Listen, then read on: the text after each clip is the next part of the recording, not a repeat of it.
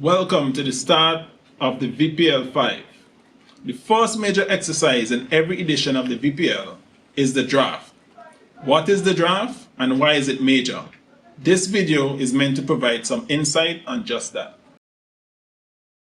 The draft is a process where the teams complete their roster of players for the upcoming edition of the VPL. The teams are allowed to have a maximum of 2 overseas players and must have 1 local under-19 player. All teams have 5 or 6 pre-selected players, and during the draft, they select the remaining 9 or 8 players to fill out the roster of 14. Teams are allowed to name hand-picked players to create a nucleus based on the skill set they prioritize and the style of cricket they want to play. Those players are selected before the draft, hence the term pre-selected.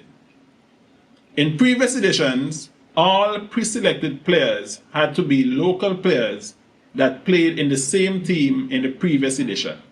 However, for this edition, overseas players may be pre-selected and there is a possibility of players being transferred from other teams. On draft day, 2 representatives for each team participate in the draft. The draft is conducted in rounds and each team has a picking position in each round. In the first round, the teams pick in the reverse order of their final position in the last tournament.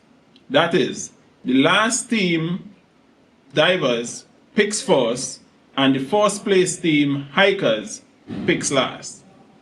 The order is pretty much randomized thereafter. In the draft, the teams aim to select the most appropriate player in each round to add strength and balance to their roster. They have to consider factors like power play bowlers, dead over bowlers, dead over power hitters, left hand, right hand batting combinations. All this while the player pool gets smaller and smaller with each selection, and players earmarked by one team for selection get snatched up by other teams.